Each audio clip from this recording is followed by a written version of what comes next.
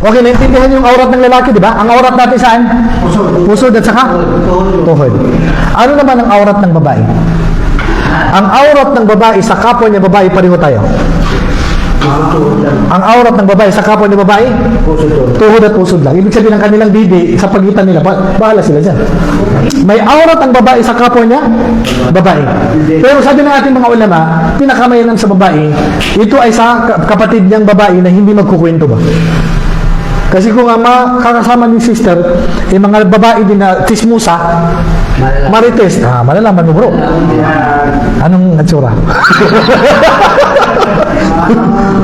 Kailangan, sabi ng mga ulama, ang dapat na i-display lang ng babae sa ganito, na pinahintulutan sa kanya, yung babae na mapagkatiwalaan at hindi nagkukwento ba?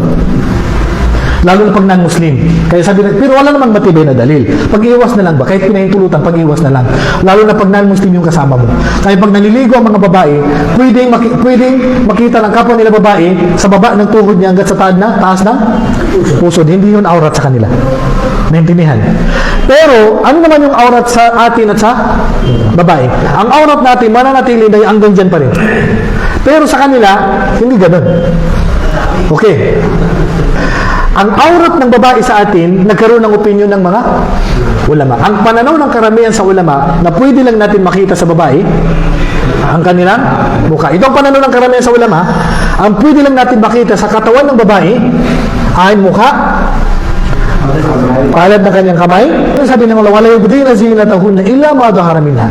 Ibig sabihin, hindi sila pwede magpakita ng kanilang palamuti maliban lang kung ano yung hayag. So, dito, ang sabi ni Ibn Abbas at iba sa mga mufassirun na ang pwede lang ipakita ng babae sa lalaki na hindi niya mahram ang kanyang palad at ang kanyang mukha. Kaya naman, ang pananaw ng karamihan sa ulama, hindi obligado ang niqab. Paano makuha yung, paano nagkaroon ng opinion ng mga ulama dahil naman sa niqab? Okay? Ang pananaw ng karamihan sa ulama, ang pwede natin makita sa katawan ng babae, mukha niya, palad niya. Pero ang Hanabila, sabi nila, aurat lahat maliban sa mata niya. Ibig sabihin, kailangan nakanikab ang babae. Kailangan nakanikab ang babae sa Hanabila. Yun ang pananaw nila. Naintindihan? Which is ito ay hindi na pagkasunduan ng mga ulama. Ako ang pagninikab sa pananaw ng karamihan sa ulama, sunnah at hindi obligado. Ang pagninikab sa pananaw ng karamihan sa ulama ay sunnah at hindi obligado. Pero nagkasundo ang apat na madhab ng Hanafiya, ng Malikiya, Shafi'iyya, ng Hanabila na kapag nakaka-fit na ang kagandahan ng babae, magiging obligado sa kanya ang nikab. Naintindihan nyo? May gano'n talaga. Ano magagawa natin?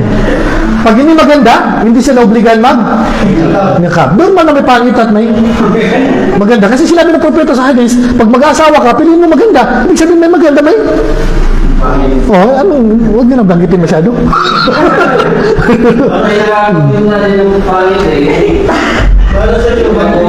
Ha? Wala naman din tinatawag na half nikab. Hindi na nga magninikab eh. Bakit mag-half nikab pa? Okay? So, hindi naman tayo makapag-ano dito kasi ang pinag-usapan naman nikab, kung ibaba niya, wala pa namang issue doon. Kaya lang, kung mag-half nikab, mag-nikab ka na lang. Ba't ka pa mag-half nikab? Naintindihan? Okay?